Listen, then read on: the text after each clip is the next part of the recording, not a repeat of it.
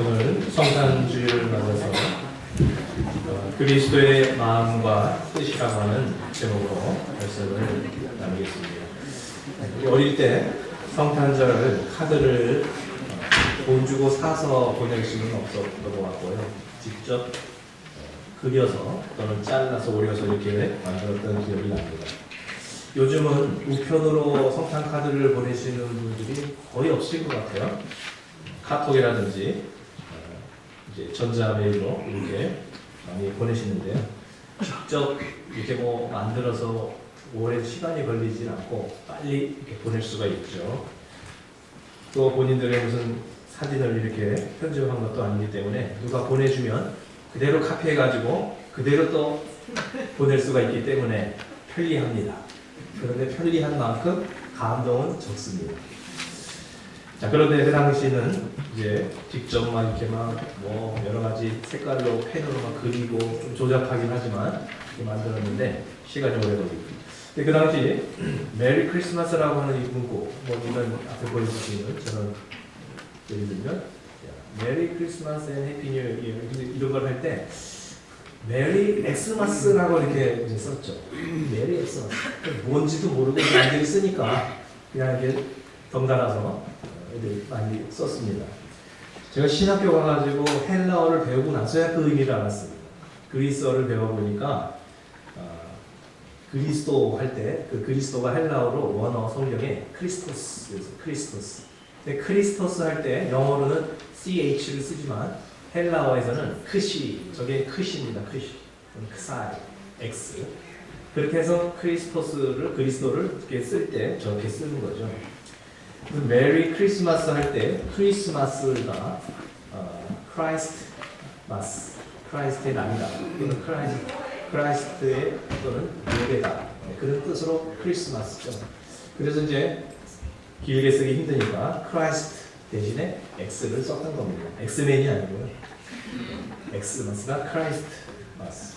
자, 다시 말해서 크리스마스의 진정한 의미를 우리가 되새기기 원한다면 그리스도를 빼놓고는 불가능하다. 크라이스트 없는 크리스마스가 요즘 너무나도 많지 않습니다. 아랍권이나 또는 공산권이나 뭐 힌두교권이나 어느 민족을 가더라도 크리스마스 시즌이 되면 캐롤을 틀고 막 이렇게 막 장식을 하고 또 크리스마스를 상당히 즐겁게 보내는 것을 볼 때 그리스도는 아직 모르고 또 그리스도는 없지만 저렇게 크리스마스를 지키는구나. 어떨 때는 참 웃음이 나오기도 합니다. 자, 그런데 그들뿐만 아니라 우리 크리스찬들 역시 그리스도 없는 크리스마스를 우리가 보낼 수가 있다는 사실입니다.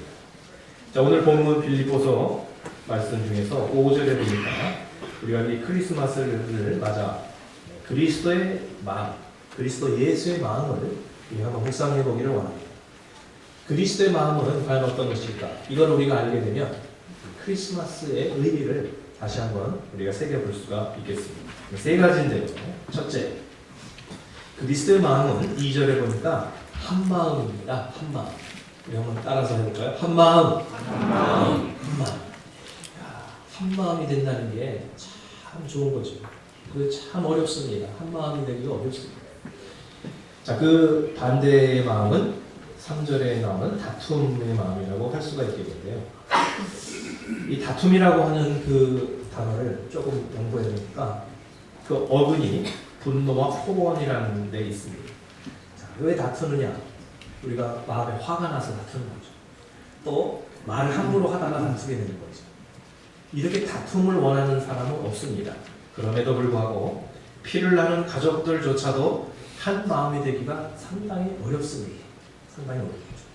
가족들끼리 여러분 지난 2017년 여러분 혹시 다툼의 아픔이 없으셨습니까?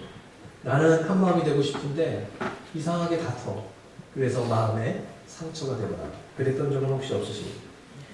형제들도 부모와 자식도 또 정말 부부 사이도 자신의 욕심이 개입이 되고 돈이 개입이 되면 정말 그 피를 나는 가족들끼리도 서로 한 마음이 되지 못하고 원치 않는 다툼에 휘말리는 그런 일들이 우리의 삶에는 얼마나 많은지 모릅니다. 자, 2절에서 그러면 한 마음이 되기 위해서는 어떻게 해야 되느냐? 자, 한 마음이 되기 위해서는 뜻을 합할 수가 있어야 합니다.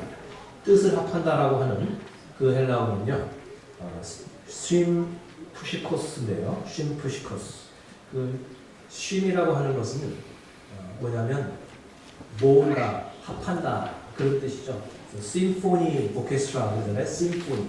그러면 심포니 할 때 그 심포니는 음을 합친다는 뜻이죠. 심포니. 음을 합친다.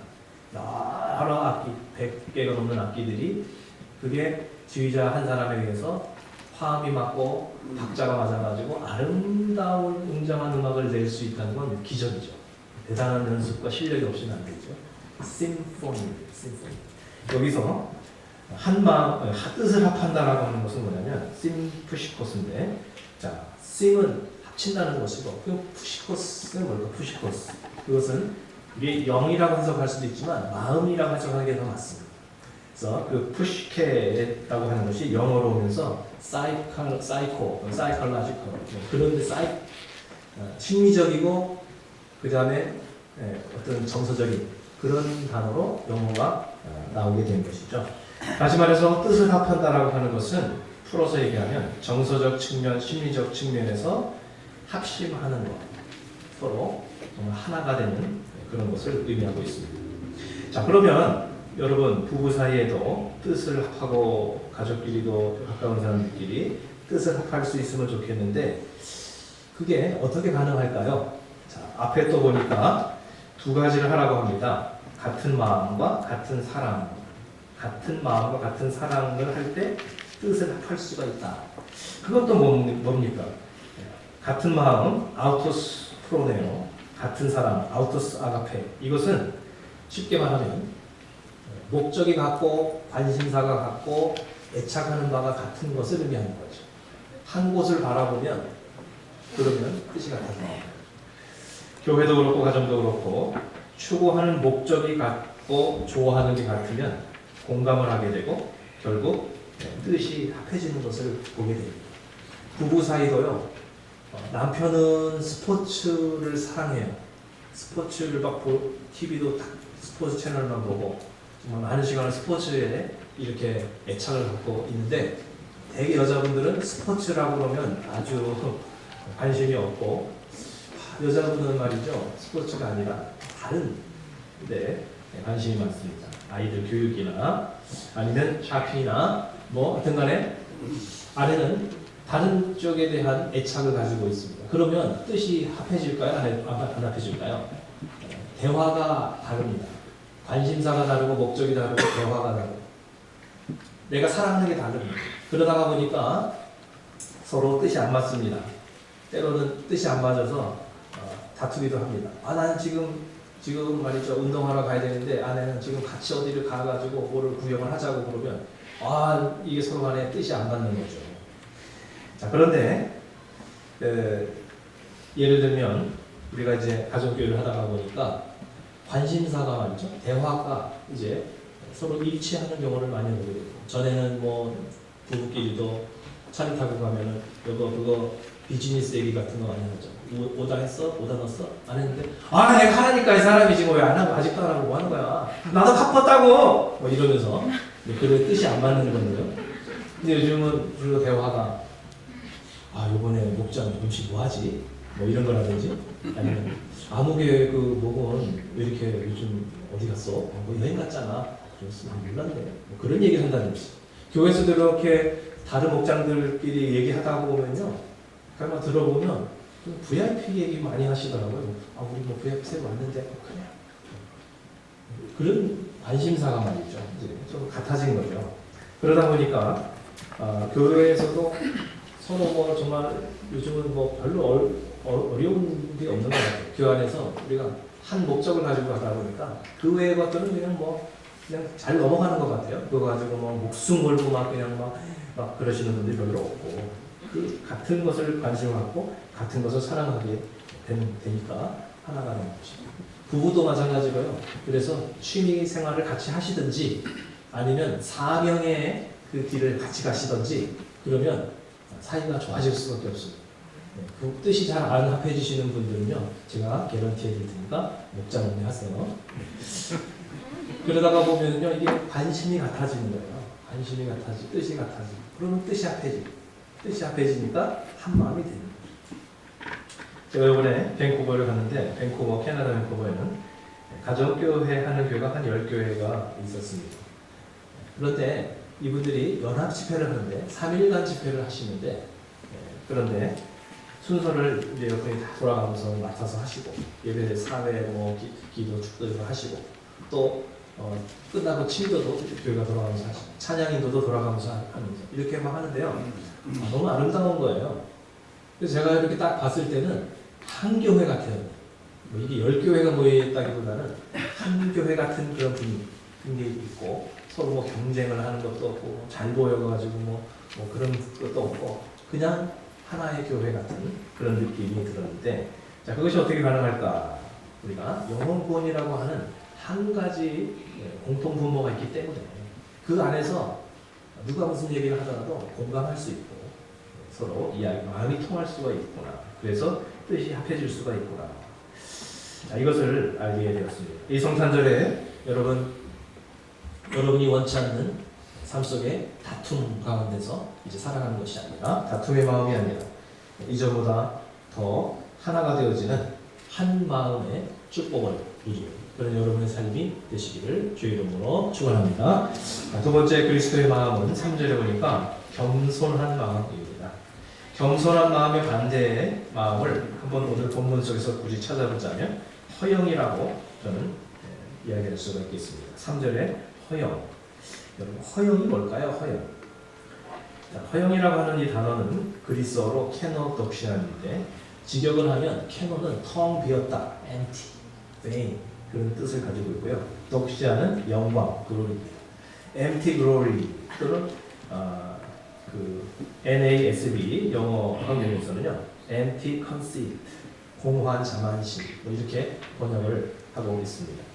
자, 그러니까 뭐냐면 허영이라고 하는 것은 겸손과는 다른 것인데요. 허영은 속에는 지금 텅 비어 있어요. 실속이 없어요. 공허해요. 속에는 공허한데 겉으로는 화려한 거죠. 겉으로는 번지르르한 거죠. 겉으로는 굉장한 것 같은 이런 것을 보여주고 싶은 거죠. 속에는 별게 없어요. 속에는 별게 없어요. 자, 바로 이것이 허영입니다. 우리 교단에서요, 아주 급성장하는 교회가 하나 있었습니다. 그 목사님이 부임할 당시 뭐 제가 알기로는 한 100여 명 되나 그랬는데, 최근에 얼마나 교회가 커졌는지 1,500명 정도 되는 그런 교회. 나이도 뭐 저하고 비슷한 그런 분인데, 제가 봐도 아주 굉장히 아주 카리스마가 있고 아주 뭐 대단한 파워가 있는 그런 모습입니다. 자, 그런데 최근에 그 타주에 있는 그 같은 교단의 친구 목사가 전화가 왔어요. 여러 가지 소식을 전해주고, 소식통입니다. 소식을 전해주는데, 너 그 교회 안 와? 아니, 그 교회 요즘 난리 났다. 무슨 난리 났는데, 지금 그 교회 완전히 풍기가 강해요. 목회자가 문제를 일으켜가지고, 그래가지고 뭐 수백 명이 다 떠나고, 그냥 목사를 추정하는 사람들 한 100명 또 따라 나가고, 얼마 안 나가고. 교회도 엄청나게 잘 지켰는데, 왜 그러냐 했더니 목사가 설교 표절을 했다는 거예요. 설교 표절. 여러 가지 좀 비정직한 그런 일들이 있었다는 거예요. 그래서 아니 왜 설교를 표절하냐고 물어봤어요. 저는 정말 설교를 뭐 잘하거나 대단한 설교자는 아닌데, 저는 설교 준비하는 과정을 굉장히 인조하거든요. 헬러를 찾아보고 또 성경 중에서 깨달음이 있고, 그러면 거기서 나름 그냥 굉장히 행복한 편이지, 설교 준비를 상당히 막 그냥 고통스럽게 생각하는 그런 편은 아닌데, 근데 어떤 목사님들은 설교를 준비에 굉장한 부담감을 갖는다고 해요. 그래서 왜 그러냐 했더니, 대형교회 수준으로 설교하고 싶은 허영심이 있어서 그런 거죠. 그래서 임팩트 있고 뭔가 자기 얘기가 아닌데 자기 얘기처럼 막 하고 싶고 말이죠. 그 사람들에게 뭔가 막 감동을 주고 싶고, 이러다가 보니까 그냥 말씀 속에서 평범하게 소박하게 하는 것이 아니라 남의 얘기를 그냥 자기 얘기처럼 끌어와서 막 그렇게 하고, 연구할 시간에 그걸 가지고 이 얘기 저 얘기 갖다가 그렇게 해가지고 뭔가 상당히 완성도 높은 대형교회 수준의 설교를 한다는 그것이 바로 대표적인 허영입니다. 캐노덕시아. 거기에 자를 게 없이 겉으로 볼 때 뭔가 있어 보이는 것처럼 보이고 싶은 마음. 그게 교만이고 허영심이죠.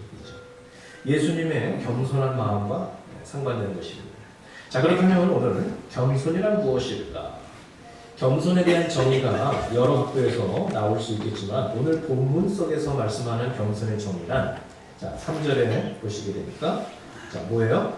각각 자기보다 남을 낮게 여기고 다른 사람을 나보다 이렇게 낮게 더 괜찮게 배를 낮게 여기는 거예요. 밑으로 지읒받침으로 나보다 아주 못하게 낮게 여기는 것이 아니라 나보다 낫다 그렇게 여기시는 그것이 겸손이다 하는 것입니다. 근데 이 말씀이요 많은 분들이 이 말씀을 참 어려워하십니다. 이해하기 어려운 게 아니고 그 말씀을 그대로 받아들이기 참 어려워하십니다. 남을 나보다 낮게 여긴다. 굉장히 어렵다는 거예요. 왜? 주로 어떤 분들이 그게 어려우시냐면요. 내가 상당히 잘나신 분들이 좀 어려워하세요. 그러니까 내가 상당히 나는 진짜 굉장히 못한 사람이다. 웬만한 나보다 다 낫다. 그렇게 생각하시는 분들은 이 말씀이 굉장히 쉽습니다. 근데 스스로 생각할 때 객관적으로 봐도 말이에요. 아니 내가 저 사람보다는 낫잖아? 뭐 이렇게 생각을 하시는 거죠.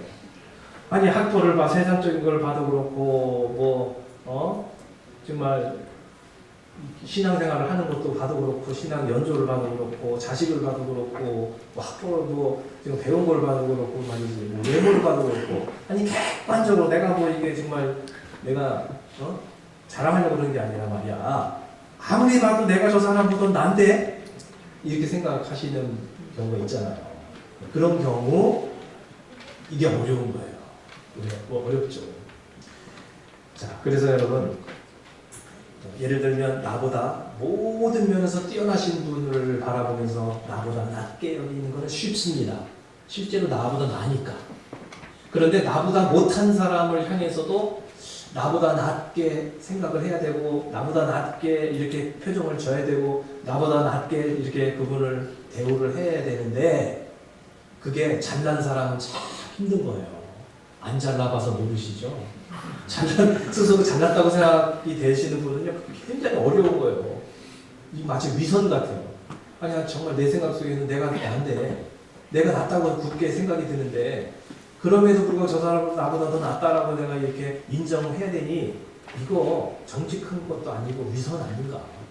그런 아주 딜레마에 빠질 수가 있습니다. 저도 좀 이게 어떻게 이거를 해석을 해야 될까? 나보다 못난 사람 투성일 텐데 사람들 생각 속에서 어떻게 이걸 해야 될까? 그런데 원어를 제가 이렇게 다시 살펴보니까요, 휘페르 에콘타스라고 되어 있는데 직역을 하면 위로 홀드한다. 다시 말하면 그거를 높게 여긴다. 그런 뜻이더라. 낮게 여기는 게 아니라 그냥 높게 여긴다. 높게 여긴다. 뉴 어메리칸 스탠더드 바이블에서는요 이렇게 번역했더라고요. Regard one another as more important than yourselves. 남을 나보다 더 중요하게 여기라. 그러니까 좀 맥센스가 되는 거예요. 그 사람의 능력과 상관없이,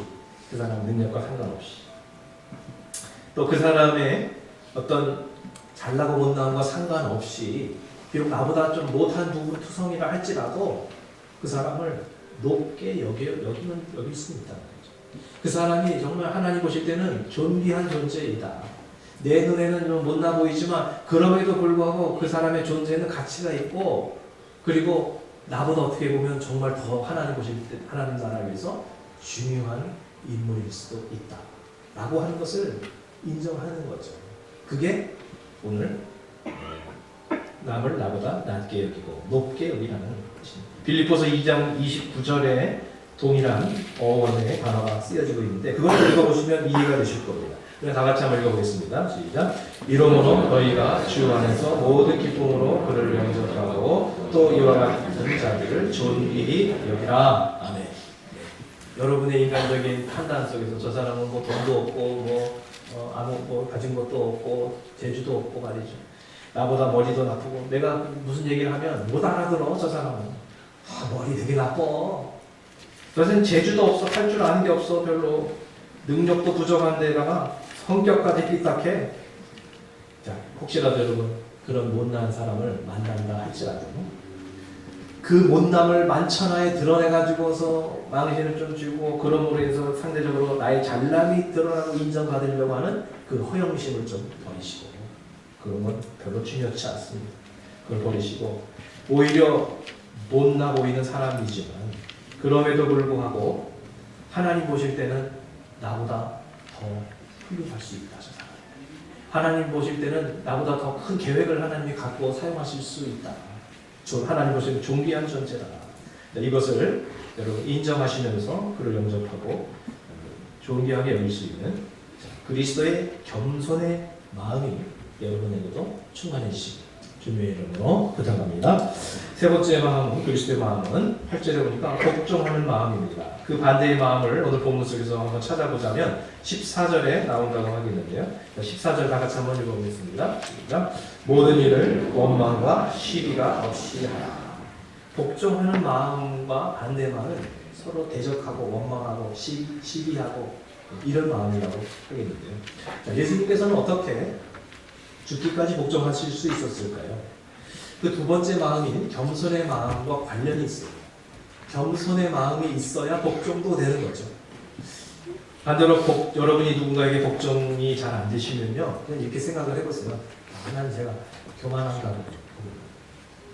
복종이 안 되면 겸손하지 못해서 복종이 안 되는 거예요. 그래서 복종이 안 되고 순종이 안 될 때 하나님 앞에 하나님 제가 아직도 교만한가 봐요. 예수님처럼 나를 나보다 낮게 여길 수 있는 정말 다른 사람은 나보다 더 존귀하게 여길 수 있는 그런 깨달음을 좀 주세요. 그런 마음을 주세요. 겸손을 구하시기를 바랍니다.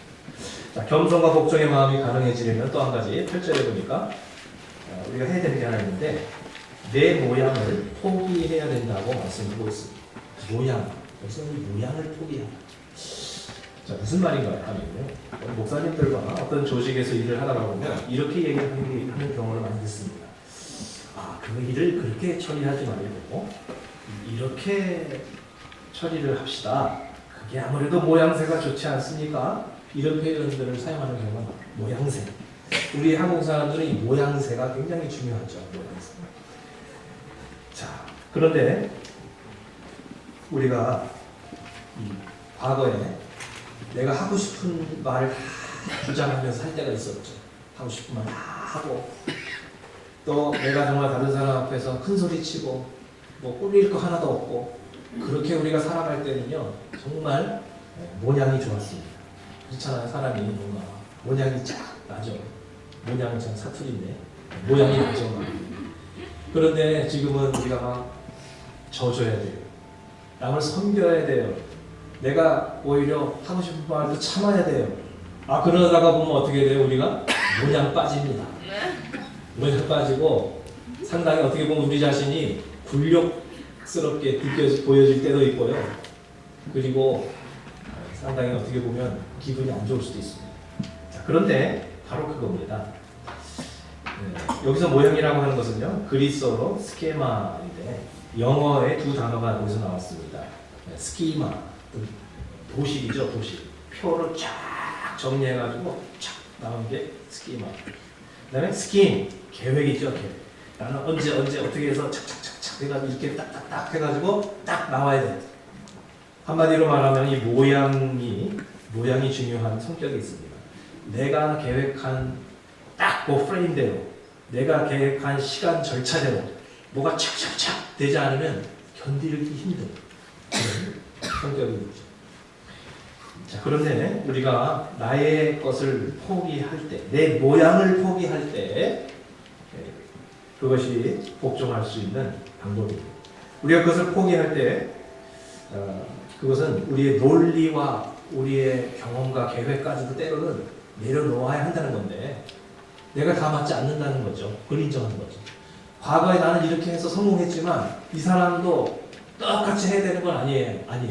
그 사람은 나름대로의 또 다른 것이 있습니다. 심지어 우리의 인생관, 좌우명까지도 때로는 포기할 수 있어야 그래야 이제 하나님께 우리가 복종하는 삶을 살 수 있더라는 것입니다.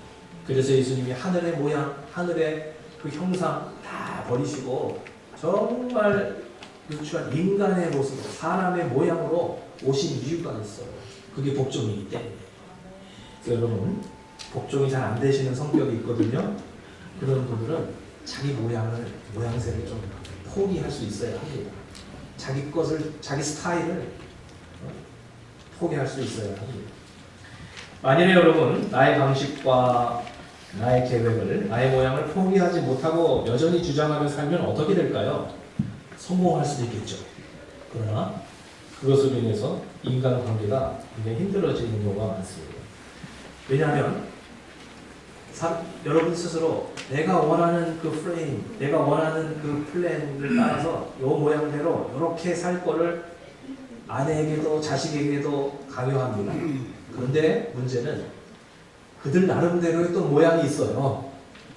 그들 나름대로의 또 프레임이 있고 생각이 있습니다.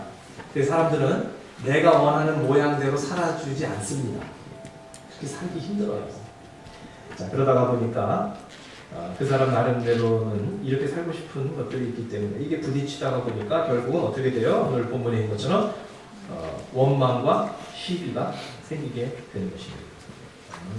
혹시 여러분 삶 속에서 나는 참 이렇게 서로 잘 지내고 싶은데 좀 이렇게 뭔가 복종이 안 되고 어려울 때 인간관계가 좀 힘들어질 때 내 거를 좀 버려야 되는구나 그렇게 깨달을 수 있습니다. 내 방식을 조금 내려놓으시고요. 남의 방식도 한번 좀 따라가 보세요. 그게 좀 어떻게 보면 내 거보다 못할 수는 있어요. 하지만 서로 주거니 받거니 하는 게 인간 사이입니다. 요번에 연합집회에서 좋은 말씀 많이 들었는데 그 실전 교회 사모님 이은주 사모님 목녀 시절의 간증을 한 가지 소개하고 마치려고 합니다. 그분이 그 RP라고 후천적인 그 망막염을 통해 가지고 70명이 전 죽어서 점점 시력을 잃어가는 그런 병입니다. 그걸 30대 중반에 발견하시고 4, 5년도 이제 있으면 시력을 다 잃을 거다 그랬는데 다행히 지금까지 조금씩 늦게 진행이 되고 있습니다. 그래서 이제 그 진단을 받고 나서 싱글 목장을 헌신을 했습니다. 그래서 그 휴스턴 교회에서도 그 청년들 싱글 목장이 너무너무 처음에 힘들어가지고요. 왜냐하면 그 우리 교회도 지금 그게 싱글 목장이 있습니다만 그들은 청년들이기 때문에 집을 오픈도 하지 않고 재정적으로 안정되는 것도 아니고 유학생들도 있고 그래가지고 먹기는 또 왜 이렇게 많이 먹는지 그러다 보니까 이게 정말 목장하기 굉장히 힘들다는 거예요. 그래서 우리도 싱글 목장 하시는 분을 많이 좀 관심을 가져야 되겠습니다. 근데 이제 그래가지고 휴스턴 교회에서도 목장을 해도 싱글 목장을 하지 마라. 싱글 목장 하는 사람은 천벌을 받아서 하는 거다. 그런 말이 있을 정도로 정말 웬만하면 안 하려고 그런다는 거예요. 그런데 이분이 그 많은 청년들이 부흥해가지고 7명 시작해서 막 30명, 40명이 되는 거예요. 분가를 계속 하는 그 사람들 밥을 먹이려면요, 막 이게 완전히 군대밥을 하는 거죠. 엄청난 밥. 근데 앞에 안 보이시니까 장 보는 것도 누가 좀 도와줘야 되고 음식 준비도 도와줘야 된다는 거예요. 또 어느 날 7시 반에 이제 식사 시간에 그 모임을 하는데 웬만하면 일찍 와가지고 많이 도와주는데 그날따라 7시가 다 됐는데도 아무도 안 나타나더래요. 너무 마음이 조바심이 생기고 화가 나더래요. 짜증이. 뭐야 얘네들 정말. 이렇게 많은 음식을 나 혼자 어떻게 보이지도 않는데 어떻게 다 하라는 거야. 시간이 7시가 넘어가는데도 준비가 안 되니까 막 짜증이나 화가 나고 분노가 나고 근데 막 그때서 막 들이닥치셔가 목사님 미안해요 막 차가 막혀서 애들이 막 들어와가지고 그때 막 그냥 막 하는데 그 감정을 그냥 그대로 표현을 해버리는 거죠. 알았어 빨리 해. 그래가지고 막 불이나게 하니까 시간 되니까 밥은 또 다 챙겨지더래요. 그래가지고 뭐 설마 내 방식대로 내 스케줄대로 안 되는 거지 밥 못 먹겠어요. 조금 늦게 먹으면 또 어때요? 그런데 그걸 이제 견디기 힘들었어요. 그래서 막 이제 감정을 표현했는데 그래서 음식을 다 먹고 그런데 그날 이상한 일이 있었어요. 왜냐면 밥을 잘 먹고 나서 그 아이들 몇 명이 급체가 된 거예요. 급체. 뭐 아무렇게 뭐 화를 낸 것도 아니고 말이죠. 그냥 그 늦게 온 애들은 뭐 어떻게 되는지 모르고 밥을 먹었는데, 근데 음식을 하면서 짜증을 부리면서 원망을 하면서 분노를 하면서 음식을 해서 그걸 막 따고 막 약을 먹인 걸 이렇게 뒤에서 이렇게 보면서 회개를 하셨대요. 아, 내가 우리 애들한테 음식을 먹인 게 아니라 독을 뿌려 먹였다. 그런 회개를 하셨다는 것입니다. 그러면서 그 다음부터는 그렇게 아무리 그런 상황이라도 감정을 그렇게 하지 않았다고 합니다.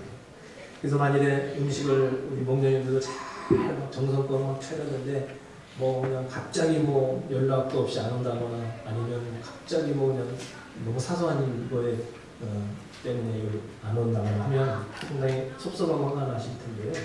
근데 그분은 그러지 않았대요. 한 명이 오든 두 명이 오든 온 사람 맛있게 먹으면 되고 안 온 사람 뭐 싸주면 되고 또 설령 한 명이 안 온다 할지라도 이렇게 노하우를 얘기하시더라고요. 목사님들 한 명도 안 와도 괜찮아요.